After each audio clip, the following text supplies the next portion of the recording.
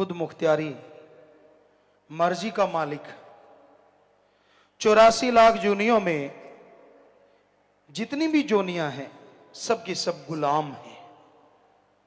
सिर्फ एक जोनी को छोड़ के बाकी सब अपने किए कर्मों का फल भोगती हैं या काल चक्कर में फंस के काल के भयानक कर्मों को भोगती रहती हैं। एकमात्र जोनी ऐसी है जो काल के जाल को तोड़ सकती है।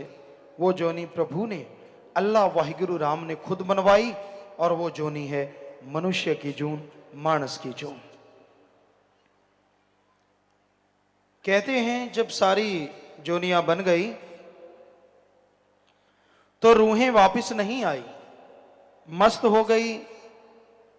फिर काल ने वचन ले लिया कि जैसे ये मस्त हैं ऐसे ही रहें।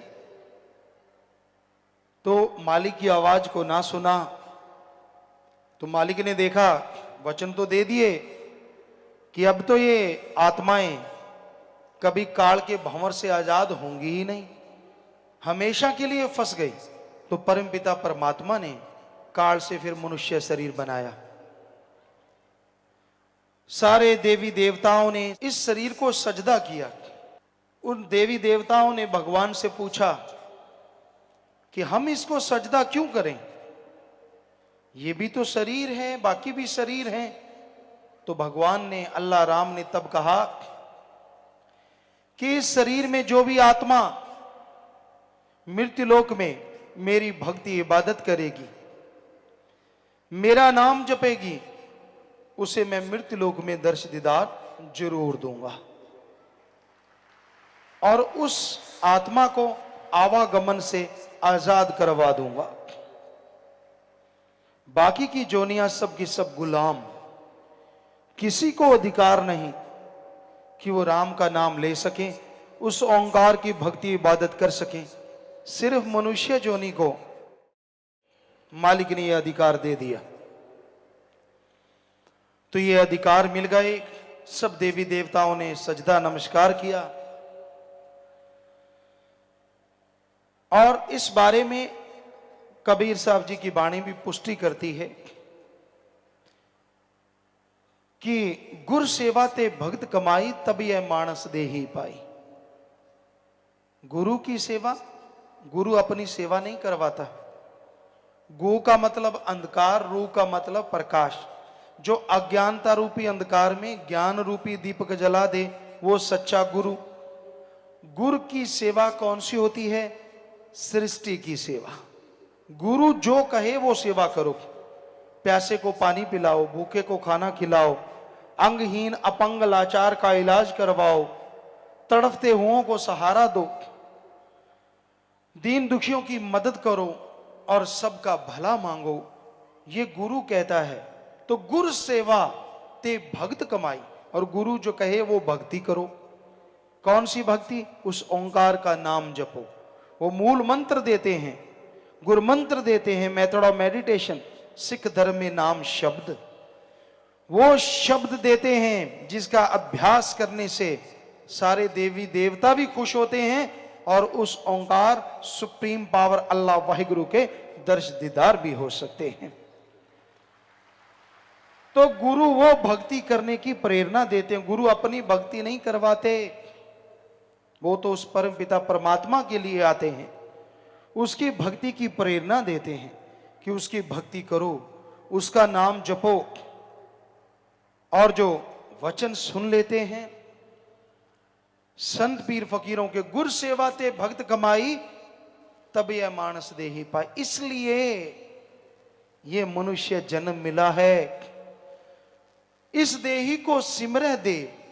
इस शरीर के लिए देवी देवता सुमरन करते हैं, क्योंकि उनको भी पता है आवागमन से अगर मुक्ति हो सकती है तो मनुष्य के शरीर में आके, चाहे कोई देवी देवता बना फिरता रहे, आवागमन से मोक्ष मुक्ति सिर्फ मनुष्य के शरीर में संभव है।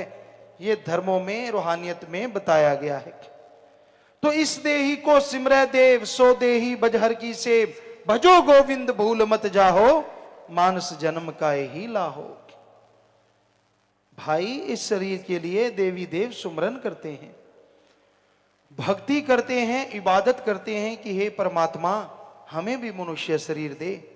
और हे मनुष्य तू उनको जाप करता है कि तू आके मेरे काज सवार, वो कहते हमें मनुष्य शरीर मिले। वो तो सुमरन करते हैं, तुझे तो ये शरीर मिल गया है, तो इसमें उस मालिक का नाम जपो। भजो गोविंद भूल मत जाहो। गोविंद जो दोनों जहां का मालिक है, वो ओंकार, एक ओंकार, वो अल्लाह का नूरे जलाल, वो सुप्रीम पावर, उसका नाम जपो, भूलो नहीं, वही मुक्ति का दाता है। भजो गोविंद भूल मत जाहो, मानस जन्म का यही लाहो। मनुष्य शरीर का सबसे बड़ा लाभ यही है कि जीते जी गम चिंता टेंशन परेशानी बीमारियों से आजादी मिल जाए और मरणोपरांत जन्म मरण से मुक्ति मिल जाए। तो ये मालिक के नाम के द्वारा संभव है, ना पैसे से, ना दिखावे से, ना ढोंग पखंड करने से, ना किसी और तरीके से मालिक खुश होता है। जब तक दिल का शीशा साफ नहीं होता उसकी तस्वीर प्रकट नहीं होती, चाहे जितना मर्जी जोर लगा लो। लोग वाह वाह कहेंगे, वाह जी वाह, वाह जी वाह, लेकिन लोगों की मान बढ़ाई सारी एक तरफ और अल्लाह वाहिगुरु राम एक तरफ। वो इन चीजों में नहीं मिलता। उसको पाने के लिए दिलो दिमाग में से बुराइयां साफ करनी होंगी, अपनी खुदी को मिटाना होगा। चाखा चाहे प्रेम रस, राखा चाहे मान, एक म्यान में दो खड़ग, देखा सुना न कान। चाखा चाहे प्रेम रस, मालिक के प्यार को पाना चाहता है, और दूसरी तरफ मान बड़ाई वावा का भूखा है। दोनों चीजें एक म्यान में नहीं रहती। जैसे एक म्यान में दो तलवार, कबीर जी कहते ना तो देखा ना सुना, उसी तरह एक शरीर में झूठी मान बढ़ाई और अल्लाह वाहिगुरु राम का प्यार इकट्ठे नहीं रहते। यहां मालिक का प्यार है, वहां अहंकार नहीं, और यहां अहंकार है वो थोथा चना बाजे घना, वो खाली है, उसके अंदर मालिक का प्यार नहीं, वो कोरा ज्ञान सुनाने वाला है। क्योंकि जिनका हृदय साफ है, जिनके अंदर अहंकार नहीं, खुदी नहीं, उनके अंदर खुदा बसता है। यहां खुदी है, वहां से खुदा कोसों किलोमीटर दूर चला जाता है, सैकड़े किलोमीटर दूर चला जाता है। इसलिए अपने आप को पवित्र बनाओ, मालिक का नाम जपो, उसकी भक्ति इबादत करो। उसके नाम में यह शक्ति समाई है कि आपके अंदर के कचरे को साफ कर दे। जैसे जमींदार भाई हैं, कपास नरमा जो भी फसल बोते हैं, अगर सही टाइम पे संभाल करें तो फसल फलती फूलती है। सही पानी हो, खाद स्प्रे जो भी आप देते हैं, पर उसमें एक चीज और भी जरूरी है, उसमें से घास फूस निकालना भी जरूरी है। जिस जमींदार के खेत में घास फूस ज्यादा बढ़ जाता है और वो आलस करता है, आज नहीं यार कल निकालेंगे, कल नहीं यार परसों निकालेंगे, उसको ये नहीं मालूम कि जो ताकत तेरी नरमे के पौधों ने, कपास के पौधों ने लेनी है, वो तो घास फूस खींचते जा रहे हैं।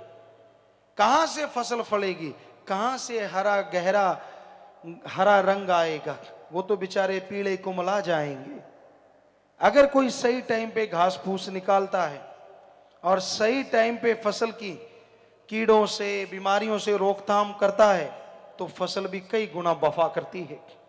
उसी तरह आपके शरीर को भी जरूरत है अंदर से घास फूस निकालने की। आपके शरीर में काम वासना, क्रोध, लोभ, मोह, अहंकार, मन माया रूपी घास फूस बढ़ता ही जा रहा है। ये बीमारियां आपकी आत्मा को चारों तरफ से घेरे बैठी हैं। आलस ना करो यार, कल करूंगा, परसों करूंगा। आपकी आत्मा को निचोड़ के रख देंगी ये बीमारियां। इसलिए संभाल करनी है। अंदर का ये घास फूस बीमारियां निकालने के लिए एकमात्र स्प्रे, एकमात्र उपाय राम नाम की दवा का छिड़काव है। जीभा से राम नाम जपो, ख्यालों से राम नाम जपो, ये सारी बीमारियां खत्म हो जाएंगी और आपकी आत्मा महक उठेगी और मालिक के दर्श दीदार से अंदर बाहर से माला माल होते जाओगे। समय पे संभाल जरूरी है। जब समय चला जाता है, पीछे पश्चाताप करने से कुछ हासिल नहीं होता। आयु बीती जात है, हरि से क्यों ना हेत। समय बीत रहा है, जो सेकंड, जो मिनट, जो घंटा, दिन, महीना, साल आपकी जिंदगी का गुजर गया, समझो आप छोटे हो गए, आप मौत के और नजदीक हो गए। तो ये समय गुजर रहा है, पर आप मालिक से प्रीत करना ही नहीं चाहते। रसों कसों में फंसे हुए हो, कोई काम वासना में। काम वासना मतलब विषय विकार, सारा दिन सेक्सुअल रिलेशन का कीड़ा दिमाग को काटता रहता है। और आदमी ना मां देखता है, ना बहन, ना बेटी, ना बाप, ना दादी, ना पोता, ना कोई रिश्ता इस कलयुग में बचा है तो अच्छे संस्कार की वजह से, वरना खत्म होता जा रहा है। काम वासना की आंधी ऐसी चढ़ी हुई है प्यारी साध संगत जी, बड़े बड़े त्यागी, बड़े बड़े तपस्वी भी इसमें उलझे हुए हैं। बुरा हाल है, कुदरत के असूल के उल्ट चल रहे हैं और दिनों दिन परिवार और खुद यूं होते जा रहे हैं। अंदर से, बाहर से मांस के लोथड़े हैं तो क्या हुआ, बेचैनियां हैं अंदर। दिखने में भक्त नजर आते हैं, हाव भाव सारे भक्तों वाले हैं और कर्म सारे राक्षसों वाले हैं। कहां से घर परिवार में बाधा हो, कहां से खुद को भगवान के नूरी स्वरूप तो दूर, साधारण स्वरूप के भी दर्शन हो, कहां से। तो ये बीमारी भी हमारे समाज को खोखला कर रही है। काम वासना की आंधी है ये। पशुओं से इंसान इतना गिर गया है। पशु भी तब विषय विकार में पड़ते हैं जब उन्होंने बच्चा औलाद लेना होता है, कुदरत के नियम को पूरा करना होता है। पर आदमी पशु से गिर गया है, इसको कोई लेना देना नहीं इन चीजों से। तो भाई ये एक बीमारी, महाबीमारी बनती जा रही है। कहीं भी देख लो, किधर भी देख लो, इस बीमारी से जब हम निगाह घुमाते हैं, कोई कोई बचा नजर आता है। वो भी जिसके अच्छे संस्कार हैं, सतगुरु अल्लाह मालिक से बेहद प्यार है। अदरवाइज तक कमरा बंद कर करके सतगुरु के वचनों की धज्जियां उड़ाते हुए ऐसे कर्म करते नजर आते हैं और पल पल उनको भोगना होगा। अगर वो ना चेते, अगर वो ना जागे तो फिर ऐसे चिल्लाएंगे कि दुनिया जागेगी, उनको पता चलेगा ये बीमारी के घर हैं।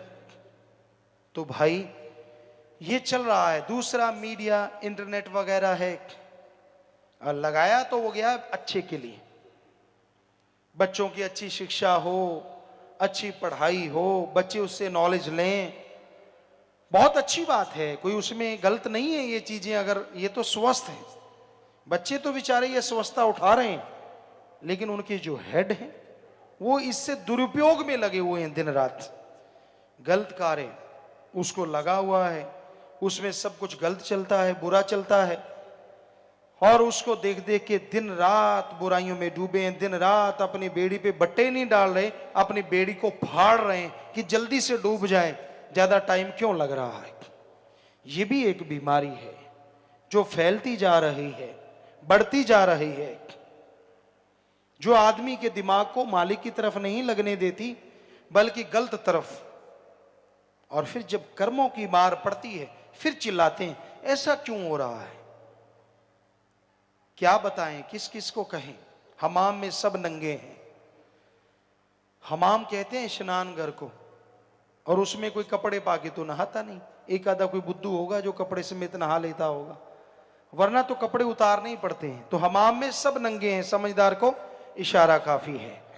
काम वासना से कोई बिरला ही बचा है, सब डंगे हुए हैं।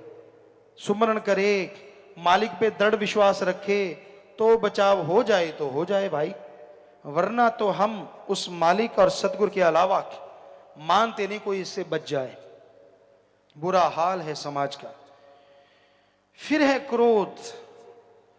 क्रोध कहते थे फलां का गुस्सा नाक पे है, पर आज तो गुस्सा मुंह पे ही आ गया है। इतना दूर भी नहीं है, सीधा ही है। किसी को छेड़ के देखो, सीधा करंट मारता है। किसी को कुछ कहा ना हो तो भी आ बैल मुझे मार। भाई तू कौन, मैं खाम खा? तुझे कुछ कहा नहीं कहा, तुझे बुरा बोला नहीं बोला, पर लोग इसलिए जलते हैं तूने अच्छा क्यों बोला। आग लगी पड़ी है, आग। किसी धर्म में बता दो निंदा करो, किसी को बुरा कहो लिखा हो तो हम सत्संग करना छोड़ देंगे। और बताओ क्या कहें? बड़े बड़े धर्म के नुमाइंदे आए हमारे सामने, हम पूछते हैं उनसे किसने सिखाया है आपको किसी की निंदा करनी, किसी को बुरा कहना? कहां, किस ग्रंथ में लिखा है? बनते फिरते हैं धर्म के ठेकेदार नुमाइंदे। अपने आप को सुधार लो, इतना ही काफी है। आज समाज में इतना बुरा हाल है, दूसरों की बुराइयां बिना वजह। अरे मालिक की तलवार ऐसी गिरेगी, वो चल जाएगी, पीछे आवाज ही आवाज छोड़ जाएगी। डरो उसकी तलवार से। कोई अच्छा करता है, अच्छा बोलता है, अच्छा कहता है, अच्छे कर्म करवाता है, आपको चिलूने क्यों लड़ते हैं? क्या बीमारी है आपको? कर्म अच्छे करने तो खुद करो, दूसरे को करने से मत रोको। ये कलयुग, ये घड़ा पापों से भरता जा रहा है, खास करके ऐसे लोगों का ही जो दूसरों की निंदा करते हैं। क्योंकि किसी धर्म में लिखा ही नहीं है। गुरु सहवानों के पवित्र गुरबाणी में तो, क्योंकि हमने पढ़ी है पूरी की पूरी, बहुत बार पढ़ी है, इतने पेज भरे हैं पर निंदा के पाप के कि पढ़ पढ़ के आदमी सोचे यार इसको पढ़ के निंदा कर ही नहीं सकता आदमी। पढ़ के देखो, निंदा भली किसी की नाही, मनमुख मुग्ध करन, मुंह काले तिन निंदका, नरके को और पवन। मनमुख वो गुरु का तो है ही नहीं। गुरु सहबानों की वाणी कह रही है उसके ऊपर गुरु की तो कोई कृपा है ही नहीं जो निंदा करता है। मनमुख है वो, मनमुख। मुग्ध महामूर्ख है। मुग्ध का मतलब मूर्ख, महामूर्ख। मनमुख मुग्ध करन, मुंह काले तिन निंदका, नरके को और पवन। या तो कह दो गुरुओं की वाणी झूठी है, जो कि हो नहीं सकता, क्योंकि उनका तो एक एक अक्षर सच था, सच है और सच ही रहेगा। तो फिर क्यों यहां भी नरक पैदा कर रहे हो और आगे भी नरक पैदा कर रहे हो? दोनों जहान में मुंह काला होगा तो होगा ही होगा 100%। सिर्फ क्रोध में आके, सिर्फ किसी की कठपुतली बनके, किसी की उंगलियों के इशारे पे नाचने वाले दूसरों की निंदा किया करते हैं। खुद का दिमाग काम में नहीं करते, पशु बनके। जब और हमने ऋषि मुनि हिंदू धर्म में पढ़ा, हर धर्म में पढ़ा, हर धर्म में मना है पर निंदा महापाप, पर निंदा महापाप, पर निंदा महापाप। तो किसी का बुरा नहीं कहना चाहिए प्यारी साध संगत जियो। अपनी अंदर की बुराइयां साफ करनी चाहिए। अंदर की बुराइयां साफ करने में टाइम लगा दो, वही बड़ी बात है। किसी की बुराइयां गाते हो, वो बुराइयां आपके अंदर आ जाती हैं। इसलिए किसी दूसरे को देख के जला भुना ना करो, ऐसे क्रोध ना किया करो। फिर है लोभ लालच। ये लोभ लालच ही तो सब कुछ करवाता है। लोभ है सर्व पाप का बाप। यहां लोभ लालच आ गया, बाकी के पाप अपने आप जुड़ते चले जाते हैं, अपने आप बनते चले जाते हैं। तो लोभ लालच बुरी बला है। इससे बेटा बाप को मारता है, भाई भाई में दुश्मनी पैदा हो जाती है। वो भाई जिनकी रगों में एक जैसा खून, एक ही मां बाप का साया, एक दूसरे के लिए छोटे होते जान कुर्बान करने को तैयार। जैसे माया रानी आई, जैसे लोभ लालच ने अपना जाल फैलाया, पल में भूल गए कि कैसा भाई और कैसा नाता, एक दूसरे के खून के प्यासे हो गए। तो ऐसा है ये लोभ लालच।